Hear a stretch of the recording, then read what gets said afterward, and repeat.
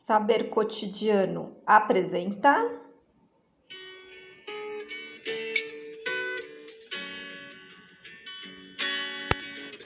Saber Cotidiano no ar, dessa vez com uma nova série para vocês, me inspirando aqui na grandíssima autora Silvia Federici, ponto zero da Revolução. A gente já falou de Federici bastante no canal aqui, mas eu acho que foi mais do Caliban e a Bruxa. E agora, relendo esse material maravilhoso, decidi contribuir, com essa discussão justamente sobre outras formas de trabalho, especificamente falando aqui do trabalho afetivo. Para falar de trabalho afetivo como algo que gera valor, esse valor talvez não tão material, a gente pode até pensar numa discussão e interlocução, assim como ela faz com os teóricos do trabalho imaterial, para pensar a ideia do trabalho afetivo. Mas antes é importante voltar um pouco, porque quando a gente fala em trabalho afetivo, a primeira coisa que vem na nossa cabeça é o afeto, o cuidado com os outros. De alguma forma, isso sim é contemplado por Federici, porque ela vai falar justamente desse trabalho executado na maioria das vezes por mulheres, trabalho de cuidado dos filhos, cuidado dos idosos, cuidados inclusive fora da esfera doméstica, se a gente for pensar em professores, professoras, enfermeiras, terapeutas, enfim, em diversos níveis, até secretárias executivas realizam um trabalho afetivo, que é algo além, teoricamente, daquilo que elas estariam sendo pagas, mas de alguma maneira se convencionou, inclusive, a colocar mulheres nesses postos por acreditar que elas entregam.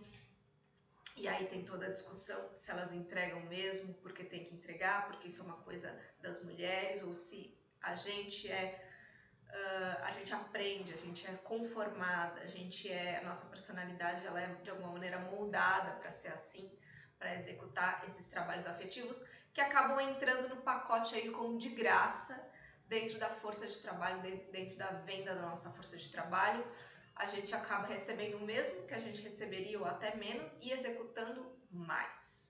Mas quando a gente fala em trabalho afetivo, também é necessário voltar à ideia de afetos de Spinoza, que já é um pouco diferente disso que eu estou falando aqui. Afeto não é um sentimento de ternura ou de amor, segundo Spinoza.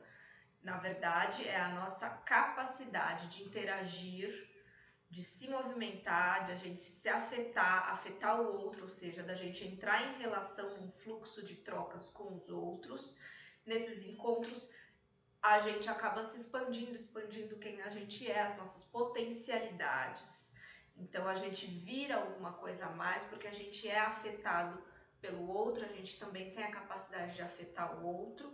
E isso já tem um caráter de transformação, de mudança, que é a questão mais política da vida cotidiana, ao meu ver, que é a gente ter relações de afetos, afetar e ser afetados pelos outros nas relações, ou seja, constituir presença, constituir uma forma de lidar com os outros, de estar ali em relação, que vai um pouco na contramão do que a gente vem visto hoje, nessa sociedade totalmente digitalizada, nessas interações via rede social, ou mesmo presencialmente, mas meio plasticizadas, umas relações um pouco protocolares.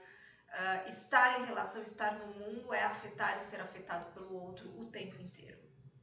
Então é partindo desta premissa que a gente vai tentar entender o que é de fato o trabalho afetivo.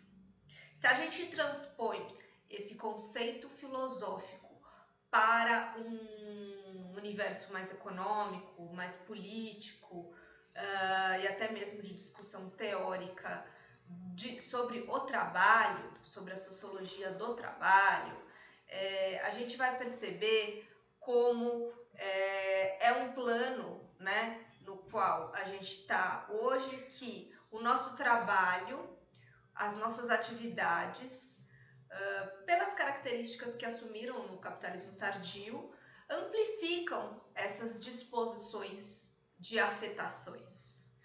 O que eu quero dizer com isso é que, em alguma medida, os tipos de trabalho, as atividades, o que se chama tanto de capital humano, que se valoriza tanto como capital humano, é sim parte dessa noção de afetação.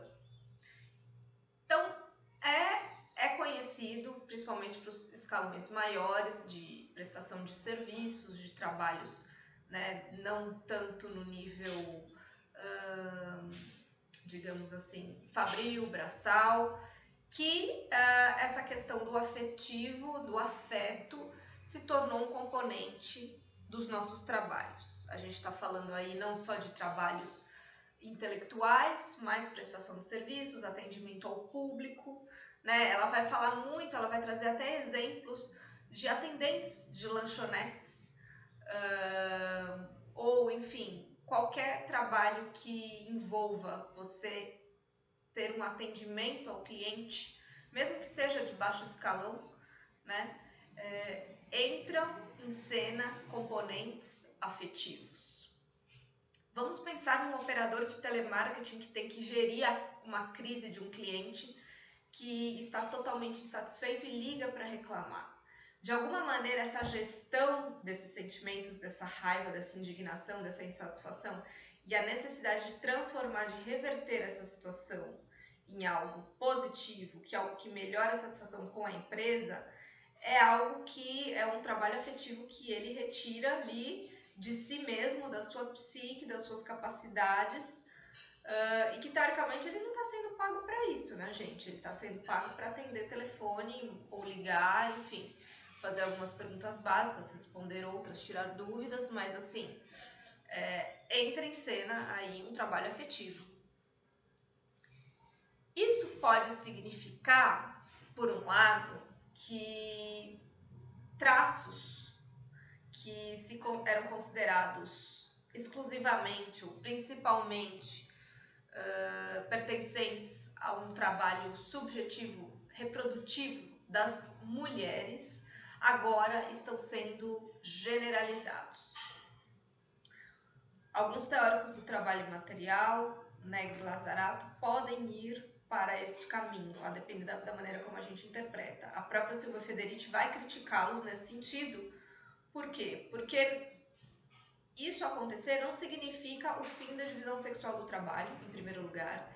Em segundo lugar, quem exerce na maioria das vezes esse tipo de função continua sendo as mulheres. E em terceiro, a gente não pode dizer que isso está totalmente escancarado e equilibrado entre os gêneros. Então, não se trata de falar de fim da divisão sexual do trabalho, não se trata de falar de trazer elementos associados ao trabalho das mulheres, que agora está disponível e acessível para todos, porque a gente sabe que subjetivamente há limites, né, que os homens, as pessoas do gênero masculino não conseguem chegar.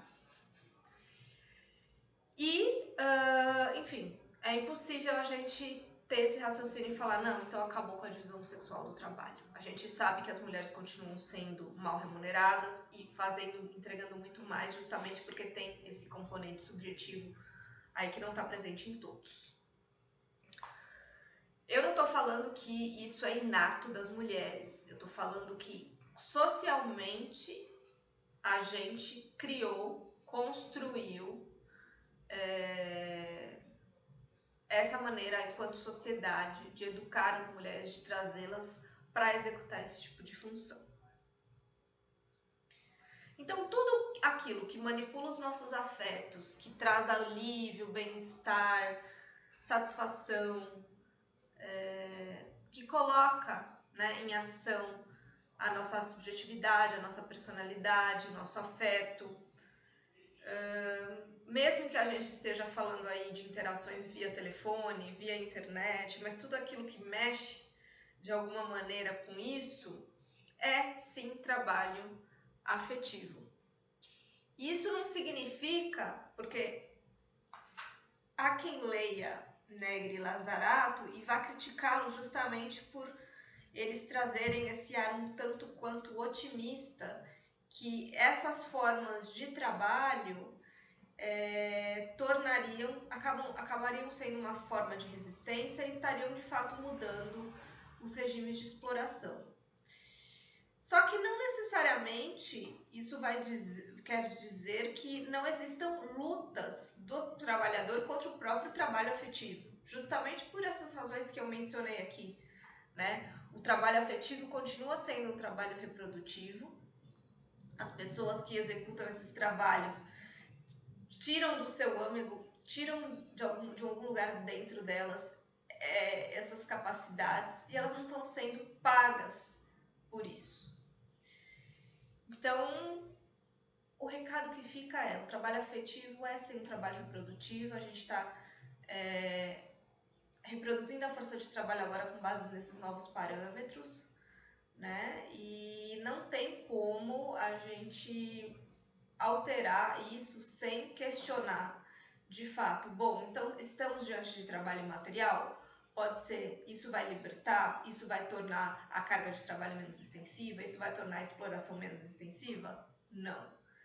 E é contra isso que a gente tem que se levantar e protestar. Vejo vocês no próximo vídeo.